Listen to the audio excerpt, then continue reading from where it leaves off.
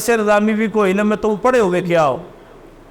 یعنی تعجب یہ ہے کہ ایک دنیا پڑھا ہوا بھی ایک مولانا کو کہتا ہے کہ تمہیں کیا پتا ہے. تو وہ ایک ریاضی کے مسئلے میں پھنس گیا، اور پھنسا بھی کافی ٹھیک ٹھاک، مسئلہ سمجھ نہ آئے، ریاضی کا وہ سوال حل نہ ہو. اس نے ارادہ یہ کیا کہ میں جرمن جاتا ہوں.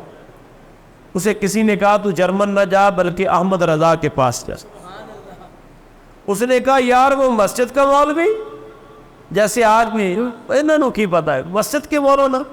اور فرمایا چل تو صحیح، وہ رسول اللہ کی بارگاہ میں مقبول ہے، وہ حضور کی بارگاہ میں مقبول ہے. اور یاد رکھیے جو حضور کی بارگاہ میں مقبول ہو جائے اس کے نام کو کوئی نیچا نہیں کر سکو. بس جا، سرکار کی بارگاہ میں مقبول ہے.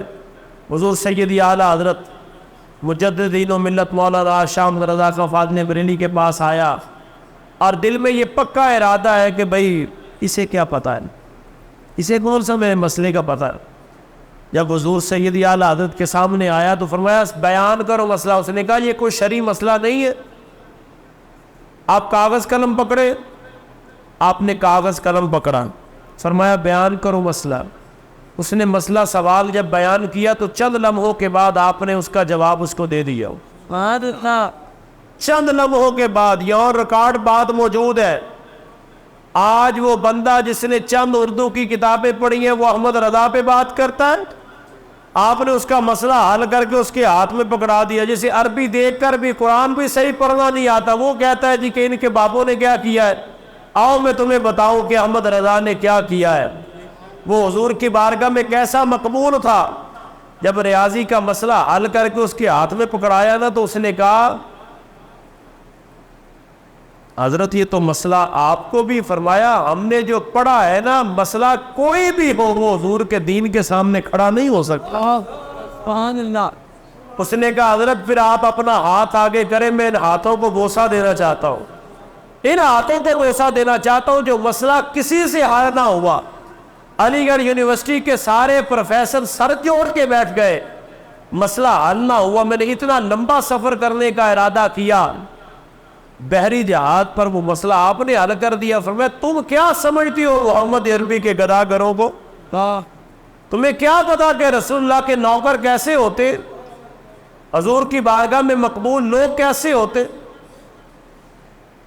ڈاکٹر عبد القدیر محسن پاکستان ایک شخصیت ہے، ایک ہستی کا نام ہے. ان سے کسی نے پوچھا کہ آپ کسی شخص سے متاثر ہیں؟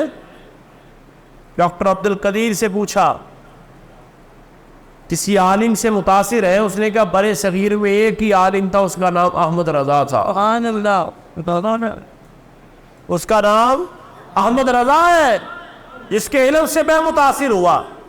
پوچھا حضرت اقبال سے کہ اقبال آپ کی شاعری تو کمال ہے لیکن آپ بھی کسی کی شاعری سے متاثر ہیں؟ اس نے کہا ہاں، ایک بریلی کا تاجدار احمد رضا ہے. امام احمد رضا خفاض بریلی. یہ آج عورتیں جاتی ہیں چیک اپ کے لیے، الٹرا ساؤنڈ ہوتا ہے، بتایا جاتا ہے کہ بچہ اتنے مہینے کا، اتنے دنوں کا، وغیرہ وغیرہ، اس کی کیفیت کیا ہے، کیا جنس ہے. اس کا تصور کس نے دیا؟ احمد رضا نے. لیکن مسئلہ یہ ہے کہ لوگ پڑھتے نہیں ہیں، کہتے نہیں جی انہیں کیا پتا ہے. اہل سنت کے علاوہ مکاتب فکر کے جو دیانتدار علماء ہیں، دیانتدار جو علم سے جن کا تعلق ہے، ایک ہوتے ہیں ویسے ہی پھدکنے والے لوگ. بات کو سمجھ رہے؟ پر تھوڑی سی بات کی سمجھ آئی، تھوڑی سی کتابیں پڑھی تو پھدکنا شروع کر دیتے کہ پتہ نہیں ہمارے پاس کیا آ گیا ہے، کیا آ گیا ہے، کیا آ گیا ہے. وہ ایک مقولہ ہے اردو کا کہ طوطا چنا باجے گنا. ڈھول ہوتا ہے نا، ڈھول یہ اندر سے خالی ہے لیکن اس کی آواز بڑی ہے. اندر سے خالی ہوتے کچھ بھی نہیں، یہ کیا پتا ہے. احمد رضا وہ ہے جسے 70 زبانوں پر عبور تھا. تجھے اردو بھی ڈھنگ سے نہیں بولنی آتی ہے.